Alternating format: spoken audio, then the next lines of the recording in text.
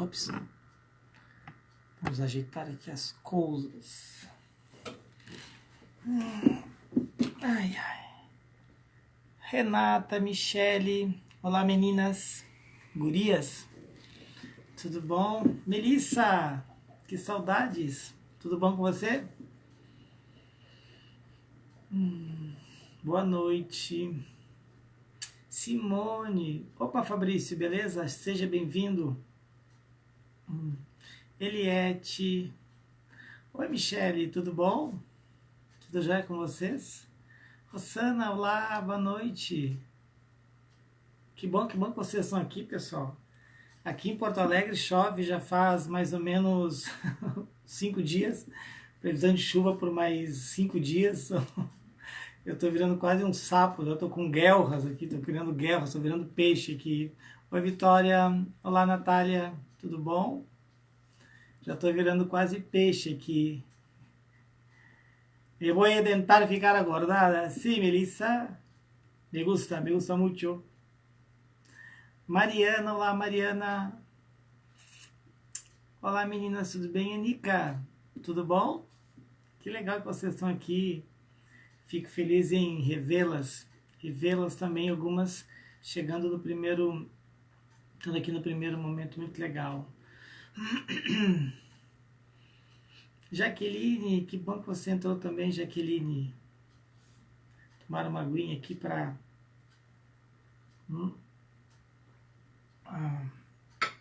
Naninha, olá, boa noite. Olá, Patrícia, tudo bom, Patrícia? Opa, grande Fabiano.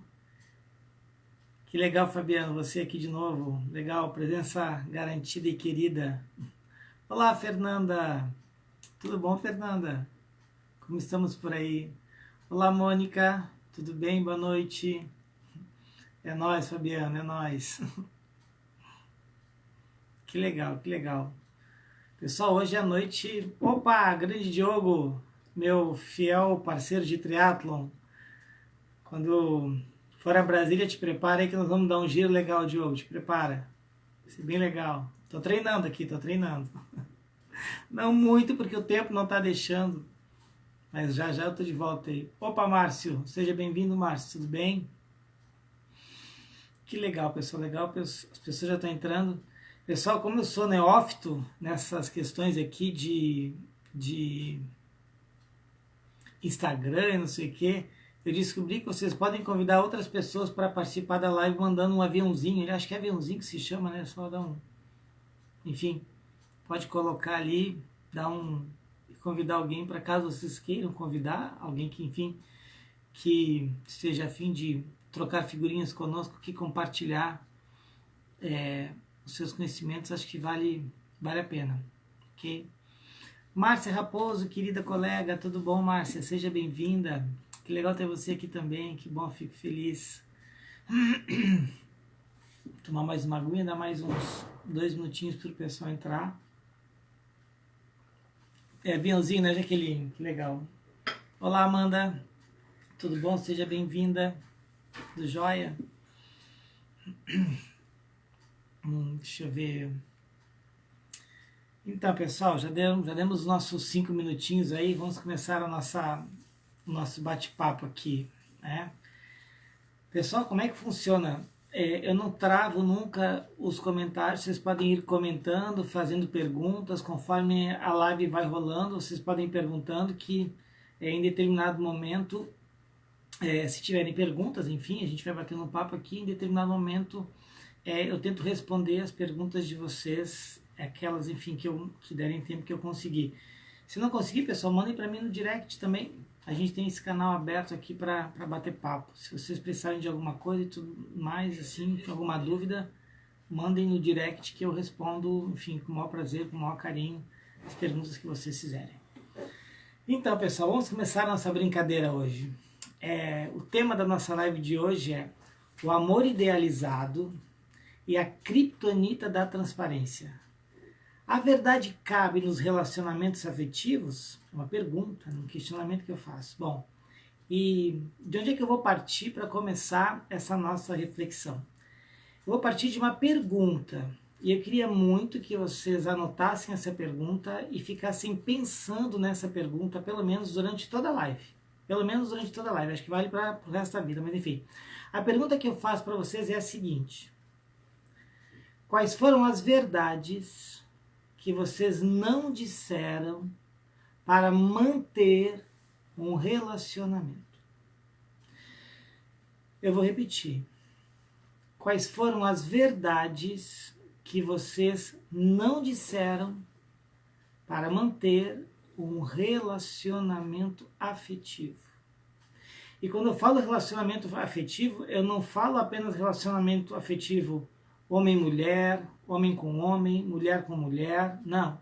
Eu falo de relacionamentos afetivos no trabalho, na família, com os amigos, nos circuitos sociais que vocês transitam. Não é apenas uma relação homem-mulher, homem com homem, mulher com mulher. Não é apenas isso. Vou repetir. Quais foram as verdades que vocês não disseram para manter um relacionamento afetivo? Vão pensando nessa pergunta, vão refletindo sobre ela e no final da live eu gostaria muito que vocês tentassem responder, ou trocando figurinhas aqui conosco, ou escrevendo, ou me mandando um direct no privado, enfim, fiquem bem à vontade, tá bom? Vamos lá. Pessoal, primeira questão, a gente tem que entender o que é o amor idealizado, né? De onde vem esse amor idealizado? Ou seja, como é que nós construímos historicamente, socialmente, culturalmente, essa relação do amor ideal.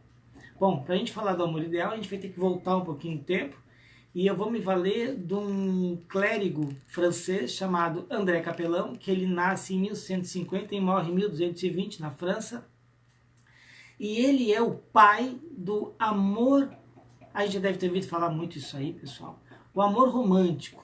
Ora, o que é o amor romântico? Como é que ele se origina? Ou seja, o amor romântico ele vai dar asas ao amor idealizado. Vamos entender bem o que é esse amor romântico, como é que ele foi construído. Bom, primeira questão, que o amor romântico, a gente está falando do século XII, e a gente está falando de uma tentativa que, especialmente, a Igreja Católica e os reis, especialmente os reis da Europa, os reis da França, tentaram construir uma narrativa para que aquela relação da mulher bruxa, da mulher que foi queimada na fogueira, na relação da Inquisição, fosse dado à mulher um outro papel, um novo papel na sociedade. E que papel era esse? Bom, a mulher passa a ser a mãe de Cristo, a Virgem Maria, a mulher passa a ser santa, a mulher passa a ser sagrada. Ora, o que acontece a partir de então? Acontece a partir daí que a mulher, que antes servia apenas para a reprodução, agora a mulher ela tem que se entregar ao amor. E de qual amor que a gente está falando? A gente está falando de um amor romântico, aquele amor que vai seduzi-la, aquele amor do cavaleiro, aquele amor do Dom Juan, aquele amor que o cavaleiro ele é bom, ele tem virtudes, ele é belo, e ele tem uma conversa, ele tem uma lábia, ele tem uma argumentação muito potente. E a partir daí essa mulher se entrega ao homem. E é claro, pessoal, que eu estou falando aqui de uma entrega que não é meramente uma entrega corporal, é uma entrega de alma. Ou seja, a mulher santa, ela vive para quem? A Virgem Maria, ela vivia para quem?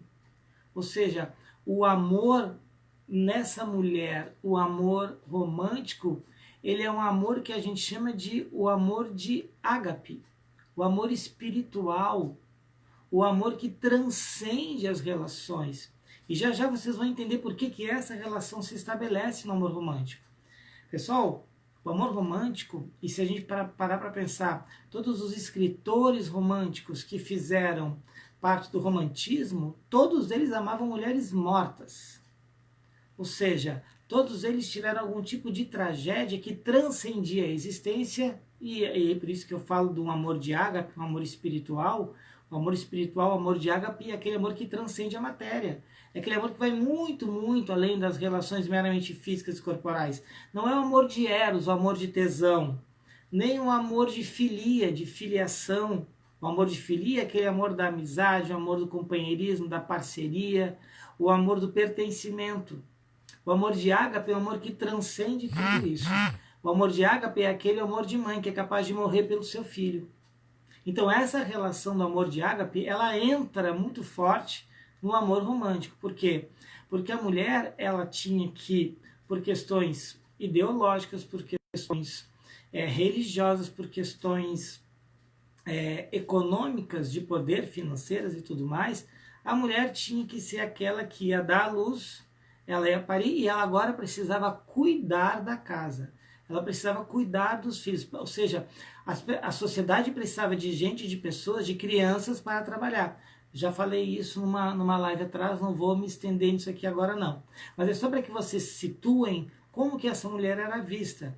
E aí, pessoal, acontece uma relação extremamente perversa com o feminino, com esse amor romântico. Bom, primeiro, esse amor romântico, a mulher, ela assume um papel secundário, ela assume o papel de uma mulher submissa na relação, e ela só tem um espaço se ela casa. Ela só tem espaço se ela se apaixona. Ela só tem espaço se ela se entrega a algum homem.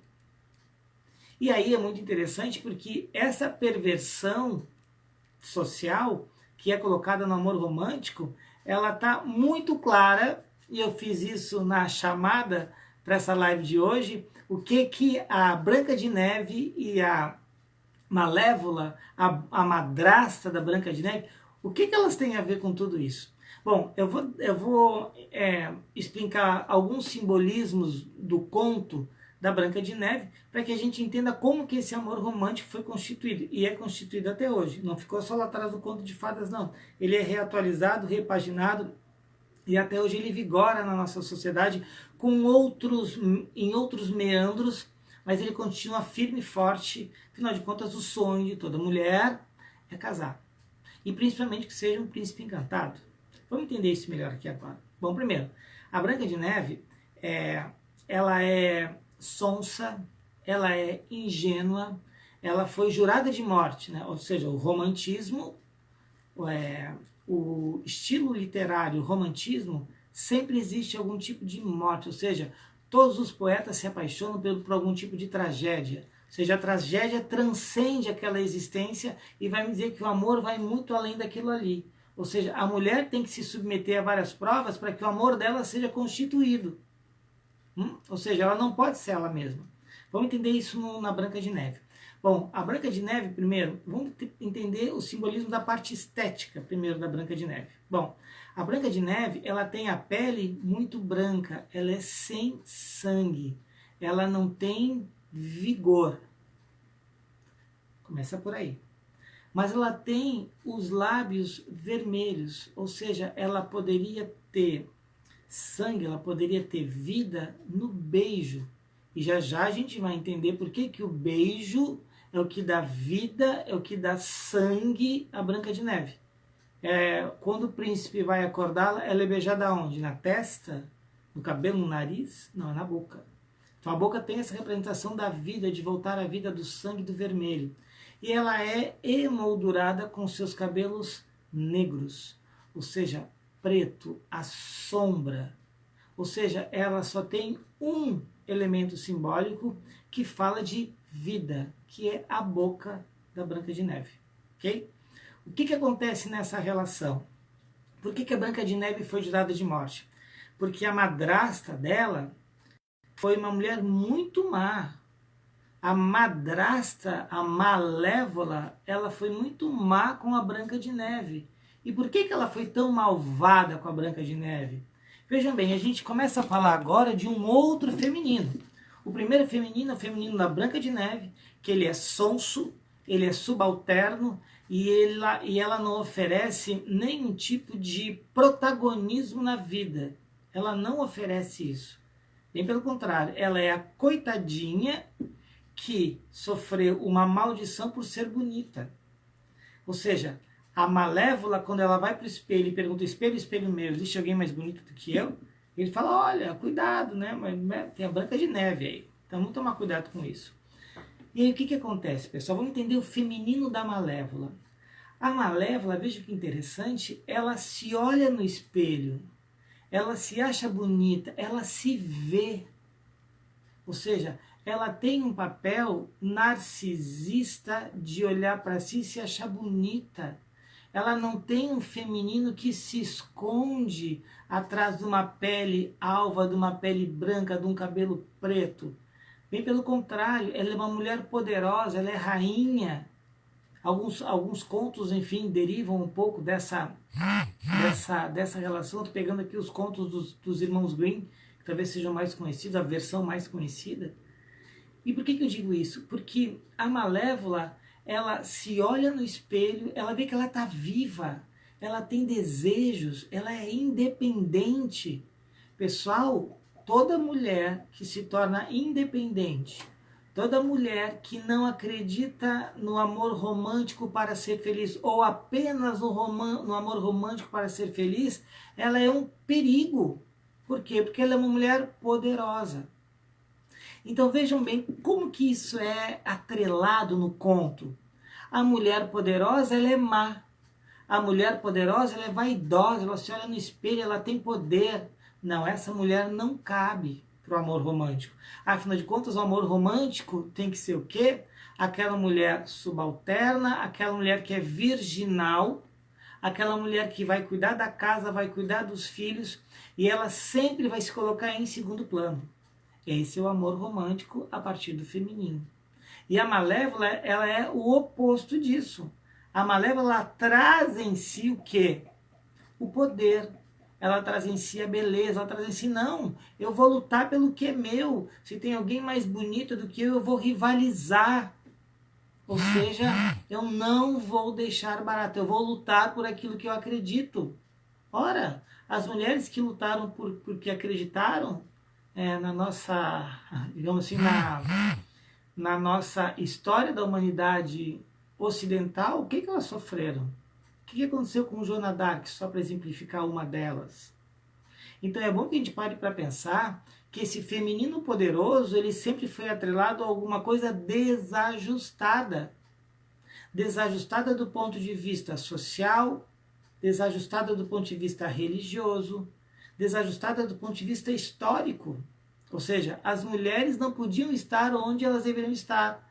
Só para a gente fazer uma pequeno parêntese aqui na história, vocês lembram qual foi a última mulher que tomou posse nos governos brasileiros, enfim, tanto ditatoriais como no período da democracia, que cuidaram da economia do país, que foram mulheres? Vocês lembram de alguma? Vocês lembram de alguma mulher? Por que a mulher não pode? Por que a mulher ela sempre fica com secretarias, com ministérios, tem menos aporte financeiro? Não tem, em nenhum momento eu falo que tem menos valor social. Eu falo que tem menos aporte financeiro, que conseguem ter menos condições. Ou seja, só a Cíntia colabora aqui na nossa discussão, foi a Zélia, a última, e talvez seja a única. Nenhuma das mulheres tem esse cacife. Por quê? Porque o poder do grana, do dinheiro, isso aqui está com os homens. A mulher não pode ter esse nível de poder, não pode. Mexer na grana, mexer na bufunfa, não, isso aí não. Isso não é para mulher. Isso é coisa para homem. O mundo dos homens é assim. Só para fazer um parênteses dessa relação de poder que eu trago aqui, que é o caso da Malévola. E aí, pessoal, a gente tem que começar a entender o amor idealizado a partir de todo esse percurso histórico que eu fiz. É claro que em nenhum momento esse percurso histórico, pessoal, ele é suficiente para a gente entender tudo que está relacionado a esse mim, porque isso dá uma tese de doutorado, isso dá cursos, dá pós-graduações e tal, mas enfim. Só porque a gente tem um parâmetro, né, de onde que eu vou partir para falar do amor idealizado. Bom, a partir do amor romântico, o que é o amor idealizado? Pessoal, esse amor idealizado é justamente a fantasia que cada um de nós cria para se relacionar com o outro. E essa fantasia, ela bebe de várias fontes. O amor ideal é aquele que está no campo das ideias. E o campo das ideias é o campo perfeito. Pessoal, tudo que está nas minhas ideias, nossa, é perfeito. Quando a gente traz para o real, quando a gente traz para o concreto, essa relação, ela simplesmente não tem correspondência com aquilo que eu tinha pensado. Ou seja, o amor idealizado é o amor que eu tenho por alguém ou por alguma situação, algum personagem que eu criei. Vamos entender isso melhor a partir da transparência e da criptonita. Por que eu usei a questão da criptonita na chamada da live, pessoal? Porque a criptonita é uma grande fragilidade. O que a criptonita faz com o super-homem? Ela o debilita. Ele não consegue mais ter seus superpoderes. Ele não consegue mais ser aquele homem altivo, aquele homem forte, aquele super-homem. Ele não dá mais conta disso. Ou seja, eu peguei a metáfora, o simbolismo da criptonita como algo que nos debilita, nos deixa órfãos dos nossos poderes. Ora, o que isso aí tem a ver com a transparência? Vamos entender agora então. Pessoal, quando eu falo que eu te amo, quem eu amo? Quem eu estou falando? De quem eu falo quando eu digo que eu te amo? Isso é frase comum. Quem eu amo, pessoal? E aí a gente começa a entender alguns problemas. Ou seja, eu amo quem? Quem eu amo de verdade? Quem é esse outro que eu digo que eu amo?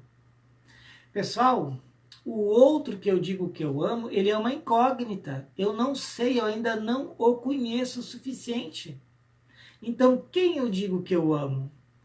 Nós amamos a imagem que nós criamos a partir do amor idealizado. Nós dizemos que amamos a ideia que nós temos do outro. Nós amamos a representação que o outro nos permite criar. Ou seja, o outro mesmo, ele é apenas uma construção simbólica daquilo que eu quero que ele seja. Ele é um ideal, ele está no campo das minhas ideias. E por que eu tenho que trazer isso para o campo das ideias? Por que eu tenho que criar esse amor ideal? Porque ele é o meu ideal. E no meu ideal, mando eu. Eu tenho a condição de lidar com o meu ideal. Eu tenho a condição de burlar a realidade e colocar o ideal no plano do real. Olha que interessante isso. Eu vou repetir. Eu tenho como o ideal é meu, como é o meu amor ideal, como é a minha imagem, a representação que eu tenho do outro, eu burlo a realidade e coloco esse ideal aonde eu quero. Pessoal, olha que interessante isso. Por quê? Por que isso é muito interessante? Porque nós amamos de fato aquilo que queremos que o outro fosse. Mas esse outro real, cadê? Muitas vezes ele não existe, muitas vezes ele não está nem presente na relação. Esse outro muitas vezes é uma criação, é uma ficção, é uma ilusão que nós criamos. Vejam que interessante isso. E querem ver como é que isso funciona? Querem ver como é que a transparência ela é a criptonita disso tudo? Ela fragiliza essa relação do amor ideal? Ora, pessoal, o que a gente tanto quer das relações? O que nós queremos das relações? Nós queremos que as pessoas nos mostrem quem elas realmente são, não é? Ou seja, eu quero, no primeiro encontro, saber com quem eu estou falando. Se o cara é psicopata, se o cara é sociopata, se o cara é um amante, se o cara é bom de cama, eu quero saber disso. Então, o que seria legal? Seria legal se a pessoa falasse ou a pessoa demonstrasse de fato quem ela é, para que eu pudesse ter condições de avaliar melhor. Só que, querem ver como é que se a pessoa é transparente isso dá problema? Vou dar um exemplo, vou mostrar isso aqui para vocês. Vou pegar os exemplos de casos das pessoas que eu sempre trago aqui, né? Que é John Wayne e Mary Jane. Vamos supor, pessoal, que John Wayne comece a namorar Mary Jane. Só que John Wayne namora a Mary Jane que ele criou. Ou seja, Mary Jane é uma ideia que John Wayne tem dela. Não necessariamente é quem ela realmente é. Só que quanto mais eu sei de alguém, quanto mais John Wayne souber de Mary Jane, a tendência é que essa relação se enriqueça. A tendência é que essa relação se amplie, essa relação ganhe profundidade, em verticalidade, para que cada vez mais e mais o amor aconteça. Não é assim? Pois então, John Wayne descobre que Mary Jane se entretém com outros rapazes. E ele pergunta a Mary Jane, realmente eu faço isso. O que aconteceria nesse caso? Ora, se é pela transparência, agora John Wayne sabe mais de Mary Jane do que antes, não é? Então ele deveria amá-la ainda mais porque ele descobriu algo a partir da transparência, da verdade que ela falou para ele. Então esse amor deveria ser ampliado. É assim que acontece na vida real? É assim que acontece? Não, não é assim que acontece. Por quê? Por que isso não acontece na vida real? Porque a relação narcísica do amor idealizado não comporta a diferença do meu pensamento. Eu vou repetir. Vamos de novo. A relação narcísica do amor idealizado não compreende a diferença daquilo que eu criei, da imagem que eu tenho do outro, da representação que eu construí a partir dos meus elementos.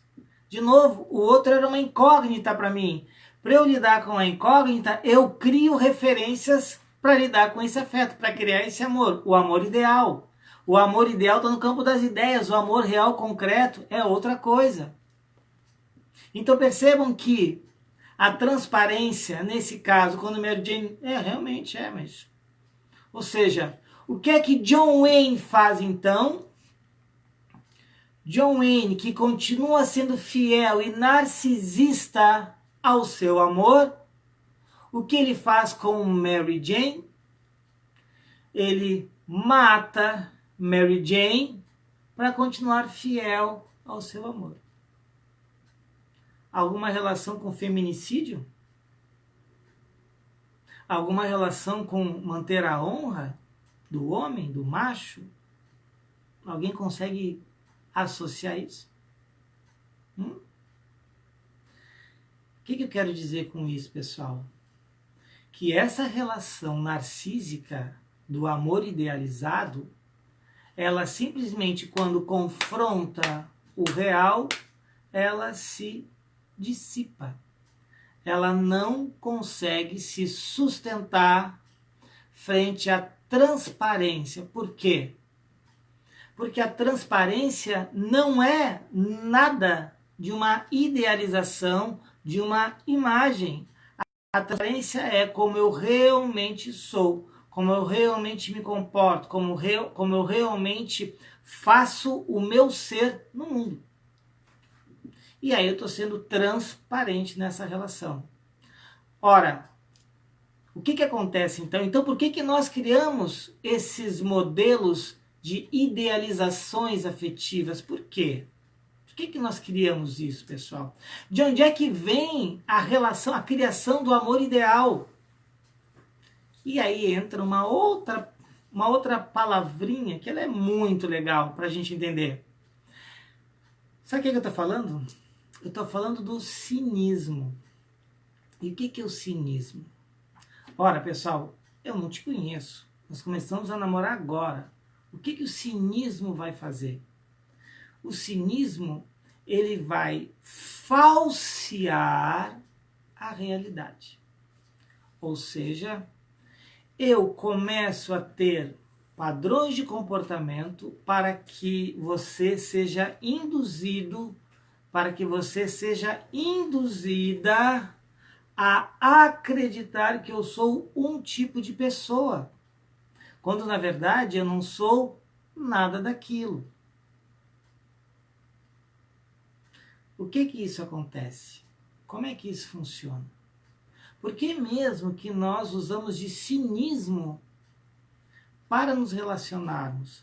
O que acontece? O que eu ganho sendo cínico numa relação? Quais são os benefícios que eu tenho quando eu incorporo uma persona, e persona é uma máscara social que eu utilizo para tentar uma conquista afetiva, uma conquista amorosa. Por que a gente usa dessa persona? Por quê? Por que eu começo a falsear a ideia de quem eu sou para você? Por quê? Porque a partir daí, eu não te dou a opção de você me conhecer na realidade. Por quê? Porque a realidade dos meus interesses podem ser divergentes dos seus. Olha que interessante isso. Ou seja, o que eu faço então? Eu tento de alguma maneira ser aquilo que não sou. Vejam que interessante isso. O que acontece quando eu tento ser aquilo que eu não sou? Eu vou enganar a pessoa que eu estou me relacionando. E aí, pessoal, a gente começa a entrar num campo muito sensível, que é o quê? Prestem atenção no que eu vou dizer agora. Quando eu visto uma persona, uma máscara social, eu tendo a começar não só a não dar espaço para que o outro me conheça, como eu também começo a não me conhecer mais. Por que isso? Porque essa persona, essa máscara social que impede a minha transparência, que acentua o meu cinismo, ela foi constituída de uma forma que ela é socialmente aceita. Eu vou dar um exemplo para ficar mais claro. Quantas vezes a gente chega... Quem tem filho pequeno sabe como é que é, quem trabalhou com criança sabe como é que é. O que as crianças são? O que as crianças são assim na sua essência? Elas são extremamente autênticas. Se a criança não gostou do teu cabelo, ela vai dizer que teu cabelo está feio. Se ela achou a tua roupa ridícula, ela vai dizer que está feia. Se ela não gostou da comida, ela vai imediatamente dizer que não gostou. Não é isso? E o que nós adultos fizemos com a espontaneidade da criança? O que nós fizemos? O que nós fizemos com a espontaneidade da criança? O que a gente diz para ela? Não fala isso que é feio, menino. Não fala isso que é feio. Seja educado. Ou seja, ser educado é justamente nós falsearmos a realidade.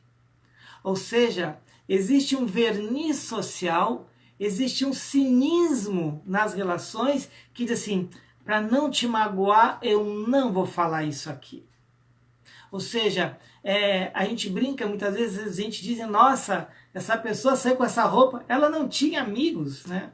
Poxa, ninguém foi capaz de falar para ela, vem cá, eu conto ou você conta para ela que isso aí não tá legal?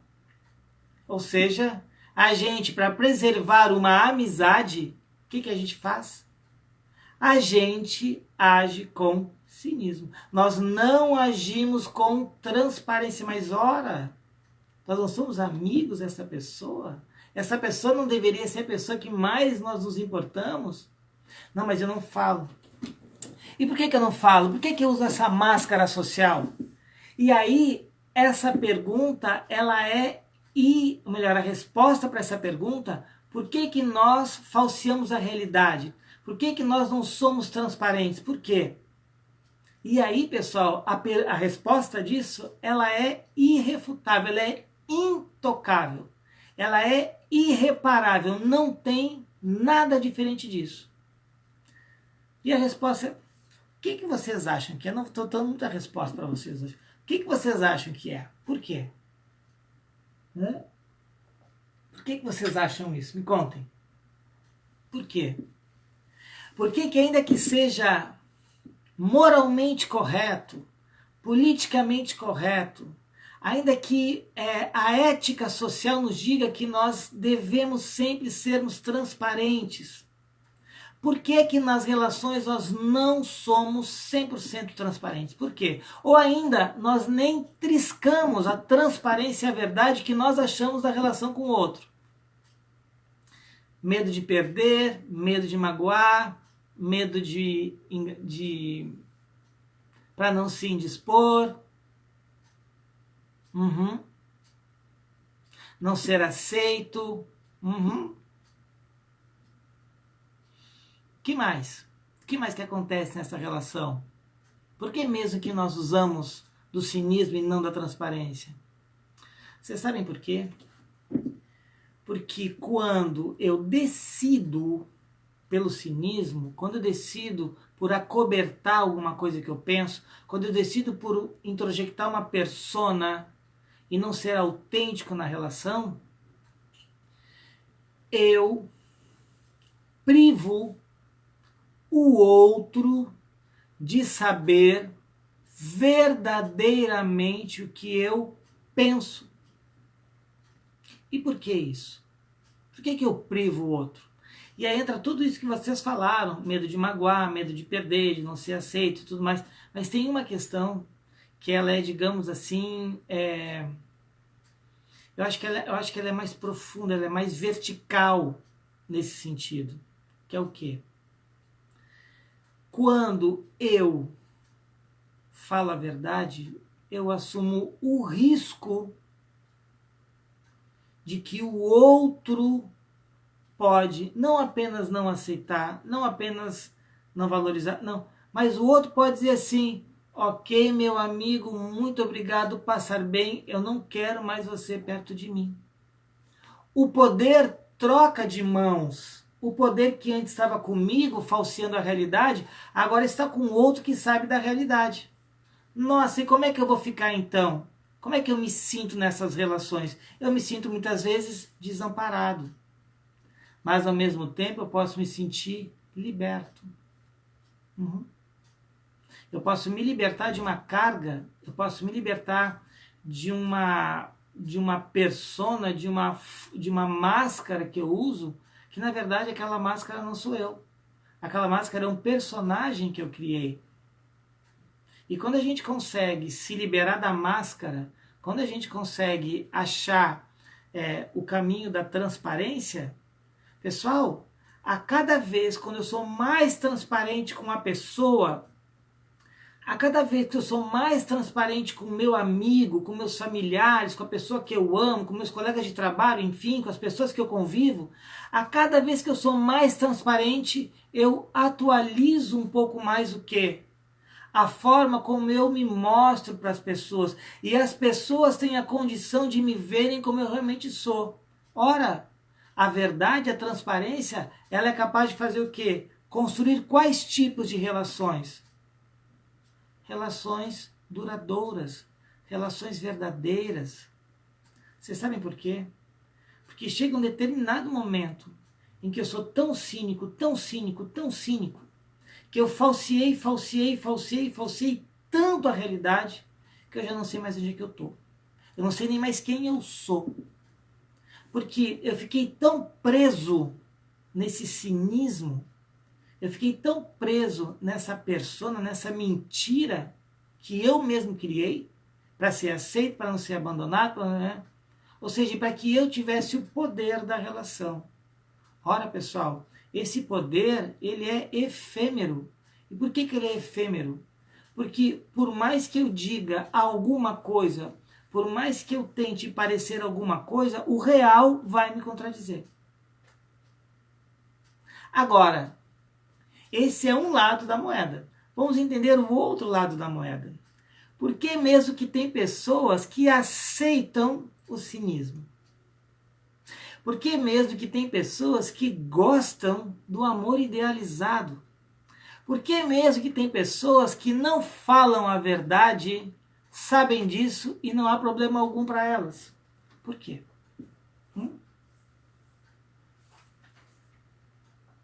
Por quê? Por que isso acontece? Pessoal, essas relações acontecem porque existe um sentido para que tudo isso aconteça. Existe um sentido para que eu acredite na mentira, na falácia, no cinismo do outro. Porque muitas vezes esse cinismo do outro, ele casa com o meu cinismo. E os dois cinismos vão andar de mãos dadas. Muitas vezes eu prefiro um amor idealizado que eu criei na minha mente e que ele não tem nada de real. Por quê? Porque se eu de fato quiser a realidade e a transparência, eu não vou dar conta. Então pare para pensar. Toda vez que existe um amor idealizado, existe também algum tipo, alguma forma, alguma mediação de uma ausência de transparência e de algum tipo de cinismo. E por que isso acontece com muita frequência? Porque muitas vezes nós não queremos nos olhar no espelho. Vocês lembram como a madrasta da Branca de Neve fazia? O que a madrasta fazia? Ela se olhava no espelho. Ela via quem ela realmente era. Ela queria lutar pelas coisas que eram dela. Ela era transparente. Os desejos dela eram autênticos e ela sabia exatamente o que ela queria fazer. Ou seja, mas a autenticidade dela era visto como um desregramento social, como um defeito do caráter dela. Ou seja, nem sempre na nossa sociedade ser verdadeiro é a chave para o nosso sucesso, é a chave para a nossa felicidade. Por que eu digo que nem sempre é a chave? Porque nem sempre as relações que nós construímos são relações verdadeiras. Muitas vezes eu preciso da ilusão para viver.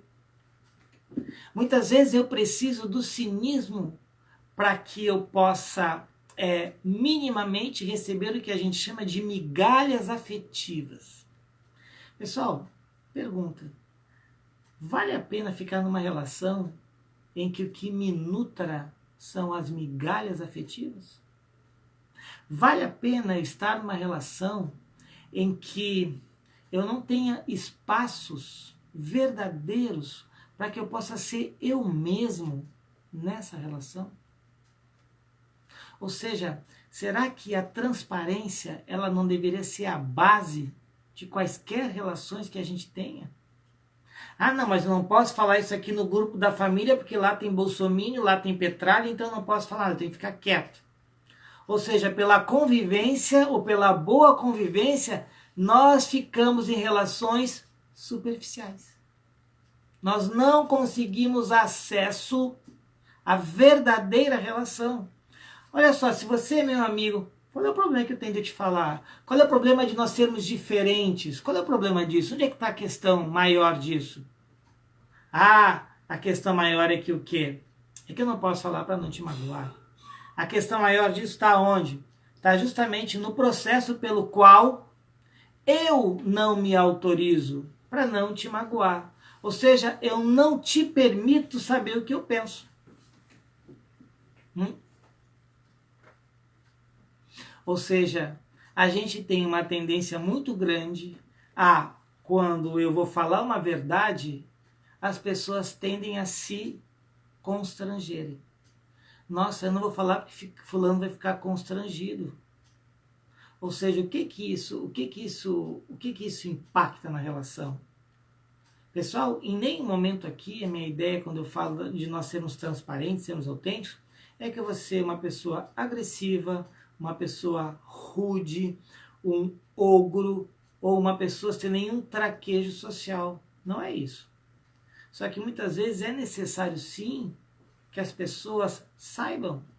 Ou seja, eu me confrontar com a verdade, eu me confrontar com a transparência, é uma forma que eu tenho de quebrar o meu narcisismo, é uma forma que eu tenho de crescer, é uma forma que eu tenho de abandonar um lado meu que é muito infantilizado, é infantilóide muitas vezes, para que eu possa crescer. Essa relação deveria ser a pauta das nossas convivências, de tudo aquilo que é legal da gente produzir socialmente, individualmente, enfim, que a gente pudesse falar isso. Só que muitas vezes, pessoal, a diferença não é acolhida. Aliás, raramente ela é acolhida. Isso é muito interessante, sabe por quê? Porque muitas vezes a gente fica que nem a Branca de Neve. Uhum. Qual é o seu lado Branca de Neve? Qual é o seu lado que não quer crescer? Qual é o seu lado que é ingênuo? Qual é o seu lado que vai ser serviçal? Vai ficar lá arrumando a casa para os 7 anões? Ela não corria nenhum tipo de risco, ela estava muito tranquila, Branca de Neve. Ah, mas aí quem é que tem que aparecer mesmo? Tem que aparecer o príncipe encantado para lhe salvar. Acho que a gente tem que prestar muita atenção nessa relação de dependência que a gente tem com o nosso cinismo. Quando eu não falo a verdade, quando eu não sou transparente, eu estou sendo cínico comigo. Comigo primeiro e depois com o outro. Ou seja, quando eu não dou espaço para que o outro saiba o que eu penso, eu estou privando o outro da relação. Eu só não privo essa pessoa, como eu também me privo de ser autêntico. E isso, pessoal, a gente tem que tomar muito cuidado, mas isso precisa ser dito.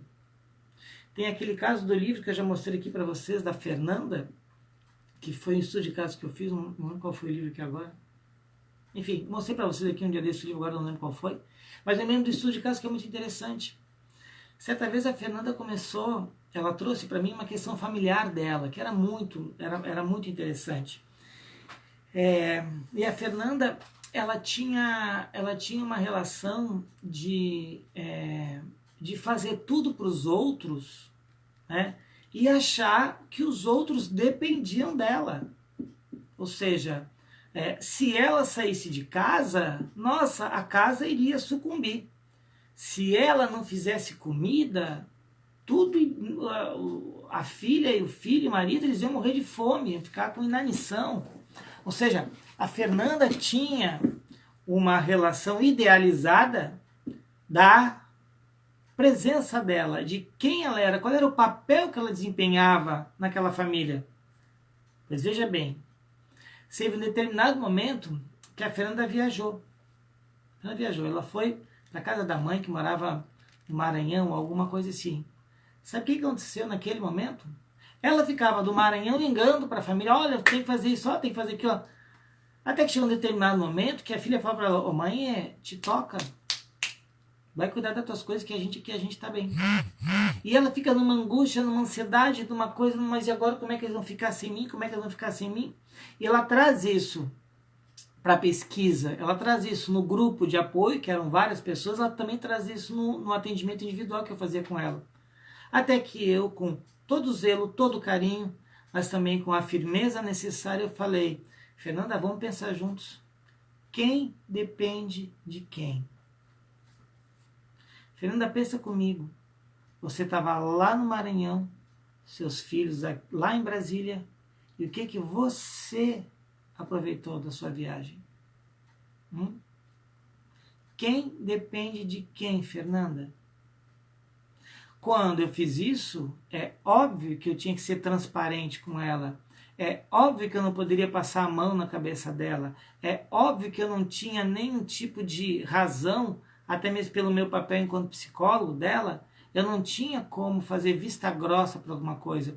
Eu tinha que provocá-lo, eu tinha que inquietá-lo, eu tinha que fazer com que aquele modelo idealizado que ela criou, que estava na cabeça dela, fosse confrontado com a Kryptonita. Fosse confrontado com uma verdade que ela não queria acessar, ela não queria ver. Ela não queria ver o quê? Que essa relação estava ficando cada vez mais transparente e ela começava a se apegar aonde? Se apegar na função materna que ela tinha. Não, porque se eu não cozinhar, porque se eu não fizer... Ou seja, vejam como ela entende o materno. O materno era o serviçal. O materno era a Branca de Neve fazendo as coisas na casa dos anões. Branca de Neve era... Então, parem para pensar. Se a gente não confronta, se eu não fosse transparente com ela, e se olha só, você já parou para pensar que a dependência aqui pode ser sua? Você já parou para pensar que os seus filhos ficaram muito bem sem você? Você parou para pensar que o seu marido, o Milor, não ligou uma vez para vocês nesses 7 dias que você ficou fora? Você parou para pensar que ninguém pensou em você quando você estava fora? E você parou para pensar que era você que pensava em todo mundo? De quem era a necessidade nessa relação? Quem é que estava causando dependência em quem? Ou seja, o que eu fiz com Fernanda?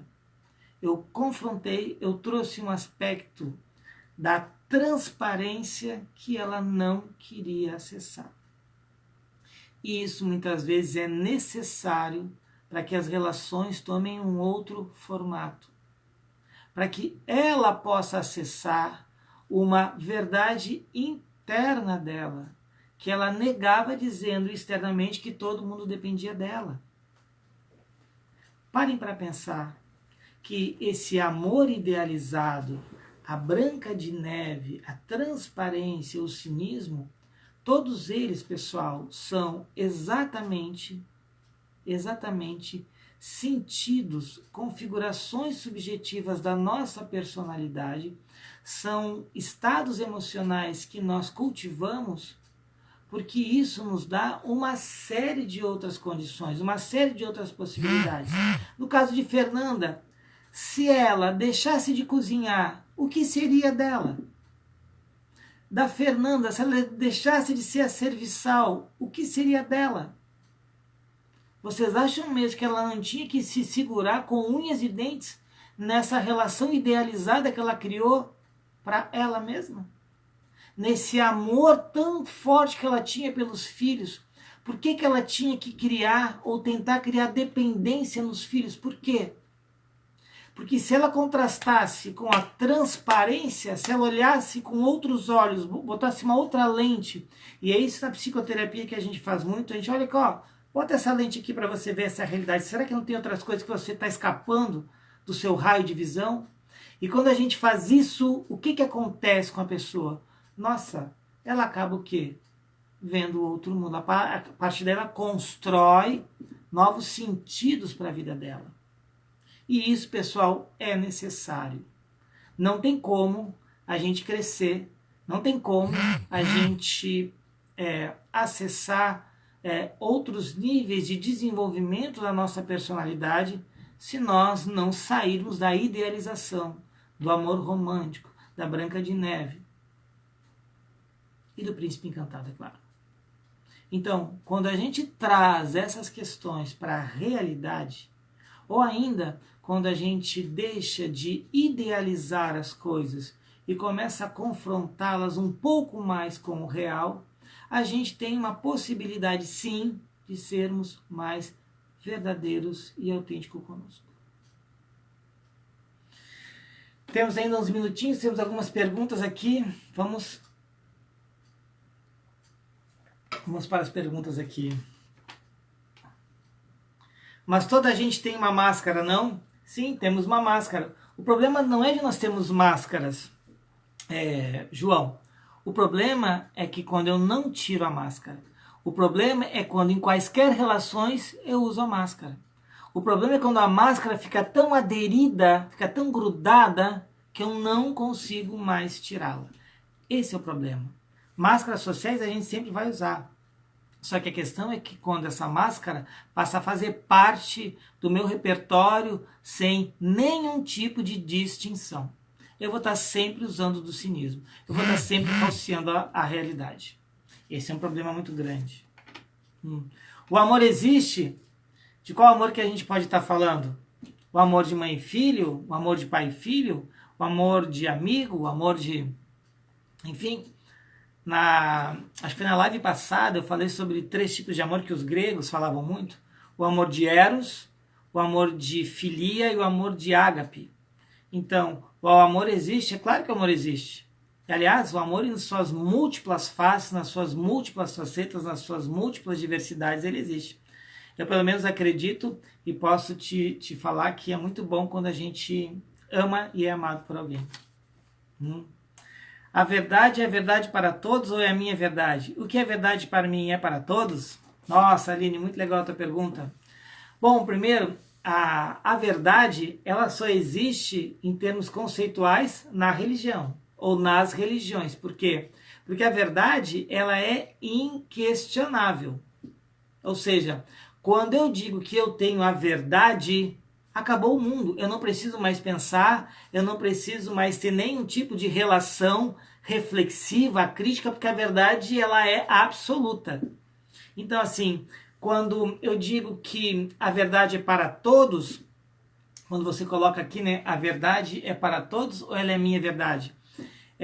Eu diria, Aline, que nós temos verdades que elas realmente elas nos edificam, elas nos constroem, elas dizem quem somos. Agora, qual que é o problema? O problema é quando essas verdades se tornam imutáveis. Ou ainda, quando eu tenho uma verdade e eu não faço nenhum tipo de análise, reflexão, nem crítica sobre essa verdade. Nós temos verdades que nós aprendemos lá quando éramos crianças. Será que essas verdades ainda valem para nós? Nossa, eu acreditava numa verdade que eu tinha amor platônico pela minha professora da primeira série, professora Maria Nilda. Nossa, era a mulher mais linda do mundo, era um amor platônico, e aquilo para mim era uma verdade. O que eu quero dizer é que a verdade, se a gente tem o caráter de verdade, a gente tem o caráter absoluto da vida. Ou seja, algo que nunca vai alterar. Agora, como nós alteramos o tempo todo, como as nossas relações são mutáveis, eu estou conversando aqui com vocês, já passou 1 minuto. Nesse minuto, milhões de células minhas morreram, outras milhões se refizeram mitoses, meiose, enfim. Ou seja, aquilo que eu acreditava, talvez hoje na live, eu tenha dito alguma coisa que tenha feito vocês mudarem alguma coisa que vocês pensaram. Ou seja, aquilo que era verdadeiro em algum momento pode não ser no outro. Ou seja, a transitoriedade, a complexidade e a subjetividade pelas quais os nossos processos emocionais são constituídos e nos constituem, não nos dão o cunho de verdade. Agora, por que mesmo que eu tenho que dizer que eu estou com a verdade? Isso é uma outra reflexão que vale a pena. Pessoal, nosso tempo está acabando, mas eu queria aqui só fazer Na live passada, que eu falei sobre passado meu, existe felicidade ao lado seu, e eu acabei, não deu tempo de eu contar para vocês uma